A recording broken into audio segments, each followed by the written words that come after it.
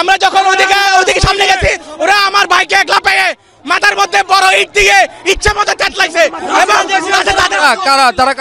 ISKCON সন্ত্রাসীরা ঘন্টা খানেকেরও বেশি সময় ধরে কিন্তু এই সংঘর্ষ চলছে। এখন কিন্তু আসলে পুলিশের সাথে যারা বিক্ষোভকারী তাদের সাথে সংঘর্ষ না, এখন কিন্তু এক ধরনের আমরা দেখছি ত্রিমুখী সংঘর্ষ। পুলিশ, বিক্ষোভকারী এবং ছাত্র জনতা তারাও কিন্তু আসলে এই বিক্ষোভকারীদের বিরুদ্ধে অবস্থান নিয়েছেন এবং তারাও কিন্তু এই সংঘর্ষে আসলে জড়িয়ে পড়ছেন। আমরা দেখছি এই মুহূর্তে যেই কোর্ট বিল্ডিংয়ের নিচে যেই সড়কটি রয়েছে সেখানেও আসলে রণক্ষেত্র এক ধরনের অবস্থা।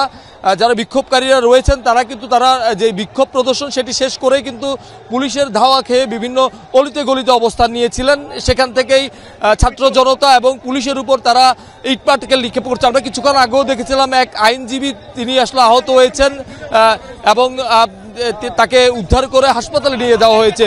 আইন শৃঙ্খলা বাহিনীর সদস্যরা কিন্তু এখানে রয়েছেন, তারাও আসলে চেষ্টা করছেন যারা বিক্ষোভকারীরা রয়েছেন তাদের সাথে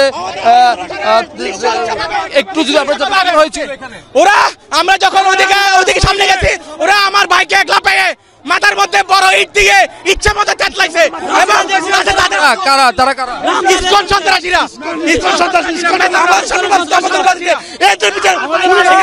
আমাদের আরো শুনছিলেন যে ইশরাত যে তারা কিন্তু যে ছাত্র জনতার উপর হামলা চালিয়েছে, আইন শৃঙ্খলা বাহিনীর সদস্যদের উপর হামলা চালিয়েছেন। ছাত্র জনতা আসলে এখানে অবস্থান নিয়েছেন। তারা আসলে বলছেন যে যারা বিক্ষোভকারী রয়েছে, যারা হিন্দু সনাতন ধর্মাবলম্বী যারা বেশ কয়েক ঘন্টা ধরে তারা অবস্থান নিয়েছেন সেই তাদেরকে আসলে প্রতিহত করার জন্যই কিন্তু আসলে এই ছাত্র জনরা এখানে অবস্থান নিয়েছেন এবং তারাও কিন্তু প্রতিহত করার চেষ্টা করছেন যারা হিন্দু সনাতন ধর্মাবলম্বীরা রয়েছেন।